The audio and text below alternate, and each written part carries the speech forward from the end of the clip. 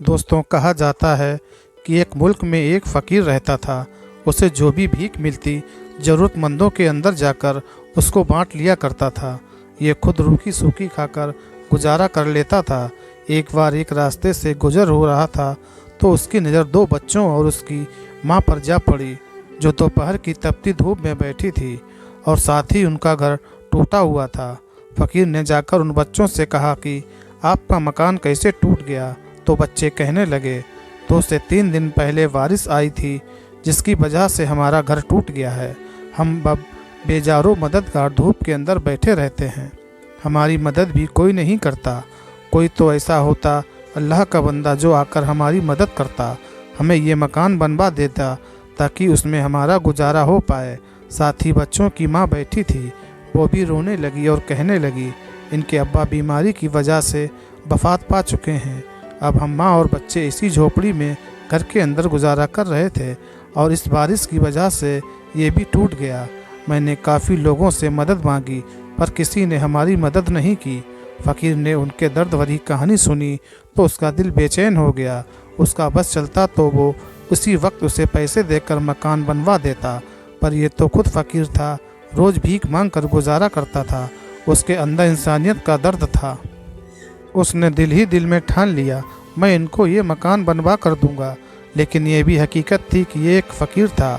उसे सारा दिन भीख मांग कर भी इतने पैसे नहीं मिल पाए थे कि सिर्फ उसका गुजारा हो सके। फिर उसने सोचा कि मैं मालदार लोगों के पास जाकर उनसे मदद मांगता हूँ। फिर मालदार लोगों के पास जाकर उनसे मदद मांगने लगा, लेकिन लोगों ने भी उसे सिर्फ भीख ही दी और भी इतना जिसमें उसका गुजारा हो सके। चुनांचे उसने फैसला कर लिया कि मुझे उधार लेना है। ये उन सब के पास जाकर कहने लगा, मुझे उधार कुछ पैसे दे दो, मैं पाई पाई जमा करके आपको लौटाता रहूँगा। उससे कुछ रकम दिए जिससे अब आराम से घर बनवा सकता था। फ़कीर ये रकम उठाकर सीधा उन बच्चों के पास चला आया। यहाँ आकर उसने मजदूर लगाकर उनका नया घर बनवा दिया। बच्चे उसको दुआएं देने लगे और कहने लगे, आप जैसे नेक आदमी की वजह से हम अपना सर छुपा पाए। ये उनका घर बनवाकर वापस चला आया। कुछ दिनों बाद फ़कीर बीमार हुआ। ये इतना बीमार हुआ कि चलने फिरने से भी कासिर हो गया। अभी जिन लोगों की मदद किया था वो सब उसकी देखभाल करने के लिए उसके पास चले आए। यहाँ आकर उन्होंने देखा कि फ़कीर काफ़ी बीमार था। ये अपनी ज़िंदगी के कुछ पलों का इंतज़ार कर रहा था। जैसे ही ये खबर उन मालदार लोगों को मिली कि फ़कीर बीमार हो चुका है, तो उन्होंने सोचा, हम फ़कीर के पास जाकर अपने पैसे ले आते हैं। हो ना हो फ़कीर मर जाए, उसके मरने के बाद तो हमारे पैसे डूब जाएंगे। ये फ़कीर के पास अपने पैसे वसूल करने चले आए। यहाँ आकर उन्होंने देखा कि फ़कीर अपनी ज़िंदगी के चंद लम्हों पर था। मालदार लोगों ने फ़कीर से कहा कि तुमने हमसे जो पैसे लिए थे वो हमें वापस करो। फ़कीर आदमी के पास उनको देने के लिए कुछ भी नहीं था। फ़कीर बुज़ुर्ग बर्फ़ की तरह ऐसे पिघल रहा था क्योंकि उनके पास अब कुछ टाइम ही बाकी रह गया था और उधार लेने वालों की तादाद में धीरे धीरे इजाफा होता जा रहा था। जब उन लोगों ने देखा कि ये फ़कीर तो मरने वाला है, उनके चेहरे पर उदासी के बादल छा गए और दिल ही दिल में पछता रहे थे, काश इस फ़कीर को हम पैसे ही ना देते। ये हमारे पैसे देने से पहले ही इस दुनिया से रुखसत हो जाएगा। फ़कीर ने उनसे कहा, आप लोग घबराते क्यों हो? रब पर भरोसा रखो, खुदा कोई ना कोई इंतज़ाम ज़रूर बना देगा और आपके पैसे आपको मिल जाएंगे। इसी दौरान ये मालदार लोग कहने वालों की फ़कीर तो ऐसे कह रहा है कि जैसे अल्लाह पाक फरिश्ते के हाथों 300 दीनार भेज देगा, कहेगा कि ये लो फ़कीर, उनके पैसे वापस कर दो। फ़कीर ने उन लोगों को जवाब दिया, आप लोगों को अल्लाह ताला पर भरोसा नहीं है, आपको रब के ऊपर पूरा पूरा भरोसा होना चाहिए। वो अपने महबूब बंदों को ना उम्मीद नहीं करता। देखिएगा आपके पैसे का इंतज़ाम ज़रूर हो जाएगा, आप ना उम्मीद ना हो। इस दौरान बातें ही हो रही थी कि बाहर से बच्चे की आवाज़ आई, जिसने हलवा पूड़ी खानी हो वो आकर मुझसे ख़रीद ले। फ़कीर ने अपने हकीकतमंद से कहा, जाओ इस बच्चे से सारी की सारी हलवा पूड़ी ले आओ। ये आदमी बाहर चला गया और जाकर बच्चों से सारी की सारी हलवा पूड़ी लेकर अंदर आ गया। जैसे ही आदमी हलवा पूड़ी अंदर लेकर आया, फ़कीर ने उनसे कहा कि सारी की सारी हलवा पूड़ी यहाँ पर मौजूद सब लोगों में बांट दो।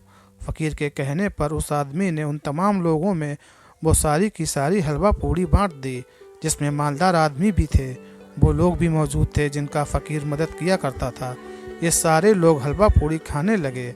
हलवा पूड़ी खाते हुए मालदार आदमी कहने लगा कि वो फ़कीर के पास तो पैसे तक नहीं हैं, फिर भी बड़ी अच्छी बात है कि अपनी जमा पूंजी से मरते वक्त कम से कम हमें कुछ तो खिला कर जा रहा। सारे लोगों ने ये हलवा पूड़ी खा ली तो बच्चा अंदर चला आया और जाकर कहने लगा, मुझे मेरे पैसे दीजिए। फ़कीर ने कहा कि मेरे पास तो तुम्हें पैसे देने के लिए नहीं है, मैं तो खुद ही फ़कीर हूँ, तुम्हारी क्या मदद कर सकता हूँ। बच्चा कहने लगा कि सारी हलवा पूड़ी मुझे मेरा मालिक देता है और कहता है कि जो बेच कर आओ, आकर मैं जाकर उनको पैसे नहीं दूंगा तो वो मुझे बहुत मारेगा। वो वहाँ पर मौजूद मालदार आदमी कहने लगा, तुम्हें कुछ शर्म है भी या नहीं? एक तो तुमने पहले से ही हमारे पैसे ले लिए और वो भी तुम दे नहीं पा रहे, और ऊपर से तुमने मरते वक्त इस बच्चे को भी नहीं बख्शा। इससे भी तुमने जाते जाते फ्रॉड कर लिया। अब इस बच्चे के पैसे तो कम से कम दे देते। बच्चा कहने लगा कि मैं अपने पैसे यहाँ से लिए बगैर नहीं जाऊँगा, मुझे मेरा 1 दीनार चाहिए। काफ़ी देर तक बच्चा पैसा मांगता रहा। आखिर बच्चों के सब्र का पैमाना टूट गया और बच्चा फूट फूट कर रोने लगा, मुझे मेरे पैसे चाहिए। पर फ़कीर के पास उसको देने के लिए कुछ भी नहीं था। इसी दौरान एक बंदा आया, उसने कागज़ के अंदर पैसे रखे हुए थे, जाकर फ़कीर के पास रखकर चुपचाप चला गया। सारे लोग ये माजरा देख रहे थे कि फ़कीर ने जैसे ही वो लिफाफा खोला तो उसके अंदर 300 दीनार मौजूद थे, जो कि सारे के सारे कर्जदारों को अब वापस किए जा सकते थे। और उन 300 दीनारों के साथ साथ 1 दीनार और था जो अलग से रखा हुआ था। फ़कीर ने उन मालदार लोगों से कहा, देखो मैं ना कहता था कि मेरी मदद अल्लाह ताला ज़रूर करेगा, और उसने मेरी मदद कर दी है। देखो तो सही, मेरा रब ये सारा कुछ देख रहा था, और जैसे ही हलवा पूड़ी इस बच्चे से ली और इस बच्चे ने रोना शुरू किया तो मेरे रब से इस बच्चे का रोना देखा ना गया और उसने मेरी मदद कर दी। काश कि तुम में से पहले ही कोई रोने वाला होता तो शायद इस बच्चे की ज़रूरत ही पेश ना आई होती। अल्लाह ताला जब किसी महफिल से किसी एक बंदे की दुआ को कबूल फरमाता है तो सभी की दुआ कबूल फरमा लेता है। कोई एक भी रोने वाला उसका महबूब बंदा हो तो हम सब की दुआ कबूल हो जाती है। दोस्तों, उम्मीद करता हूँ ये वाक़या आपको पसंद आया होगा। वीडियो को लाइक करके चैनल को सब्सक्राइब कर दें। खुदा हाफिज़।